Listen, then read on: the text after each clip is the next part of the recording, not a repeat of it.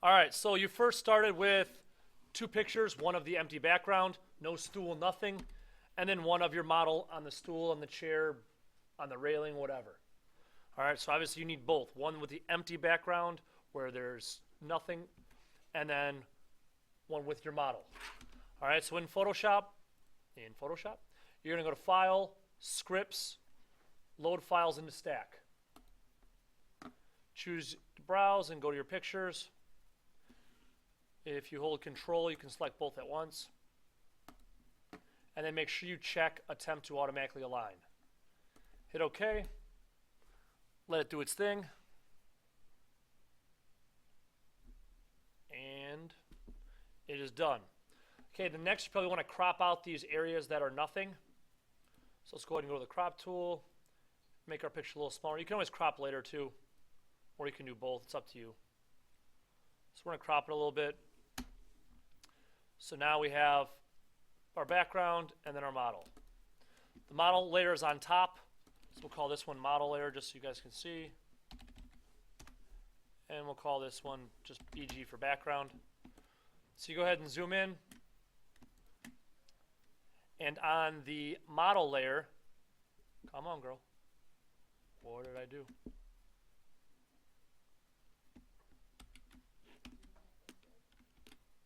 There we go. BG. All right. So on the model layer, you're going to go ahead and make a mask by clicking on the quick mask button down here. Make a layer mask so it's all white now. And then with the paintbrush, black, 100%, all you do is you just color the chair black. Okay, now along the person, you want to do a little bit better job, a little bit more accurate job. So going with like your polygonal tool. Remember, the more you zoom in, the cleaner it will be. I'm going to do mine pretty quick, but you get the idea. So you go ahead and select your model. Select this area. And then we go ahead and color it black. All right, I'm going to go ahead and finish her real quick. I think it's a her. I think I remember long hair. So go ahead and go around here. Obviously, take your time. I'm going pretty quick.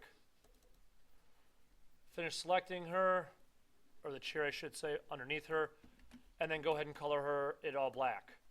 All right, now you'll notice when I zoom out, I'll zoom in on the locker here. You can see that the lockers are different colors. So let's leave in a darker color locker here. So on this background layer, I'll probably make a copy just in case I wreck it, and I'll hide the original. And on the copy, just go up to Image, Adjustments, Brightness, Contrast. And then as you tweak this, you will see it changes this area. So I go ahead and tweak it back and forth till you can't even tell anymore. So somewhere in there looks pretty good. Click OK. And then now my colors align. Okay, next, if you look, she looks photoshopped. Okay, because there's no shadow. There's nothing connecting her to the background. Even though she really was there, she was on a stool, but there's no connection, and that shadow makes the connection. So to kind of give a little shadow, make a new layer, just a blank layer, not a copy, but a new layer. Put it on top. We'll call it shadow. Go with your paintbrush black, like 8%, something real low. Go ahead and change your brush. Again, make sure it's a fuzzy brush too. And then now I'm just going to slowly click underneath her where I want a shadow to be. And again, I'll do it kind of quick. You take your time and do it and make it consistent. But you can kind of give a little bit of a hint of a shadow, and it kind of gives her place in the picture. Without it, it looks a little bit fake, but now when there's that shadow there, it just kind of makes her look like she belongs a little bit more. So it looks a little less photoshopped, even though this is obviously a Photoshop technique. The stronger you go, obviously, the more noticeable it is. And if you go really dark, it looks really fake. So don't go really dark. So be careful with the shadow. It's kind of slow and even and take your time. But that's all we really can do for the shadow for the most part.